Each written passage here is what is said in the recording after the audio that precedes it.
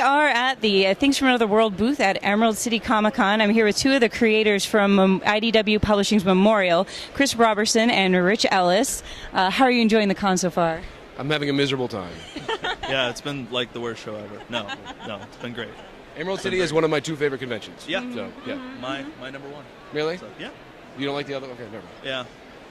Well, the premise of Memorial, it's extremely creative, but it's almost hard to crystallize into a couple of sentences. I figured if anyone's able to, you are, so... I will do my best. The short version is girl with no memory inherits magic wandering store, like you might find a gremlin or a magic monkey's paw. But it leads her to a world where time is geography, and the past and the future are places you can just travel to, and hilarity ensues. And there's a talking cat. Yeah, Schrodinger's cat, which I particularly appreciated. Rich, how did you get involved with the project? I got in the project through a mutual friend of ours, Paul Tobin. The IP was one that Chris had been working on. How long for? Like 8 years. 8 years had been brewing in the brain, and there were some talks with IDW, and then Chris got a hold of Paul because he knew Paul hung out with a whole bunch of artists like myself at Periscope and a bunch of other people, and that's how Chris got in contact with me. He sent me the pitch, and I went gangbusters, crazy go nuts on it. Yeah, I think so. I called up Paul, got your name, and I think your name was on a contract from IDW within 24 hours, maybe 36 at that point. Yeah. Not very long. Yeah, Okay, it was very quick. Yep. Nice. So now you're fast friends, so much so that now you're moving to Portland to be closer to Rich, is that right? Yeah, I'm going to move into his place, yeah. Yeah, he's actually living on my couch right now. Perfect. Yeah, Perfect. Yeah.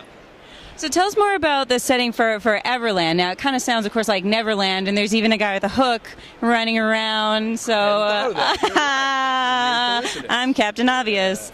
So, yeah, can you tell us some about your influences and how it's all going to fit together? So at its base, it's about the kinds of stories. Let me see. I don't want to give too much away. It plays with kind of the classical fantasy stories for kids, but kind of we're trying to get at what's underneath those or what they're really about. And so it's not it's not like Fables or League of Extraordinary Gentlemen or something like that, where these are the little people from those things. These are the real people that inspired those stories, kind of. Okay. And so we have a guy running around named Robin who wears a hood and has a bow and arrow, but he's not exactly Robin Hood. He's the real guy that history has forgotten that's now the source of that legend. Okay.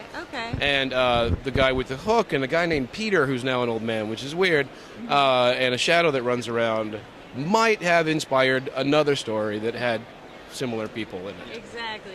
So is this about how people forget their origins? I mean, is this kind of how things get appropriated and kind of papered over, or? It's in my head. It's about the weird intersection between like memory, magic, and myth, and the ways in which, that thing. Yeah.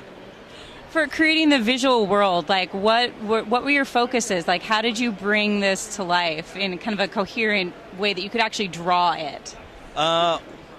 There's actually been a bunch of challenges with it. The thing with Memorial is that there's 5, 6 so far.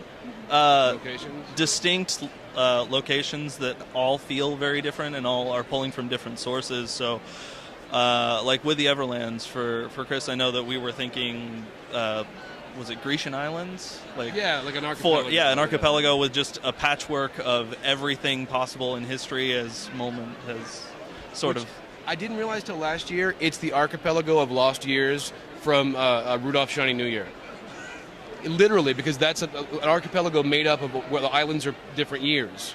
Oh my goodness. With all these like legendary characters on it. That apparently that was just in the back of my head. I've had some moments like that. Like when I was designing Peter, and the ultimate final thing for Peter ended up, without me even intending to, looking a lot like the Wizard of Oz, like the actual Wizard of Oz. Completely outside of my intention, but there's just a lot of happenstance and things like that. So whenever Chris gives me objective to accomplish, like in the Everlands. I always just try and pull from different sources and make everything work and be different enough that it all has the feel that it should. My scripts include a lot of apologies to him and Grace Allison, the colorist.